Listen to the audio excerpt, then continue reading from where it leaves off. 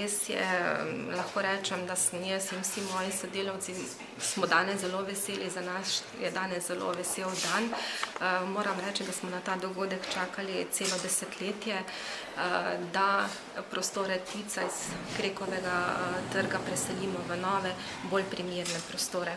V prejšnjih letih smo bili s temi turističnimi izvidnicami zelo dobro vedno ocenjeni, kar se tiče prijaznosti naših informatorjev, tudi materijala in to. Nižje ocene so bile pa glede dostopnosti turistično-informacijskega centra.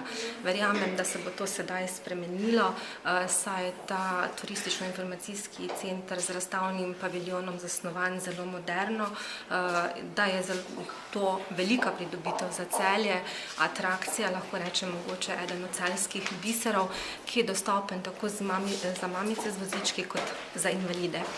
Prostor je bistveno večji, kot je bil v prejšnjem Ticu, tako da se bomo lahko skupinam, ki prihajajo v Celje, bistveno bolj posvetili in na tem prostoru že mogoče prikazali znamenitosti Celja, ki si bojo kasneje ogledali, tudi naredili kakšno pogostitev za njih in jih tako popeljali v prijeten uvod, ogled našega mesta. Tako da mislim, da je dejansko, da bo naše delo veliko boljše, kot je bilo. Zaenkrat ostaja delovni čas enak, smo pa v pogovori z mestno občino Celje, da nam odobri kadrovske okrepitve, ker dejansko sedaj delovni mesti za turistične informatorje zasedata samo 2 osebi, ki delata in v turistično-informacijskem centru v mestu in na Starem gradu in s tem dejansko ne moremo dlje obratovati.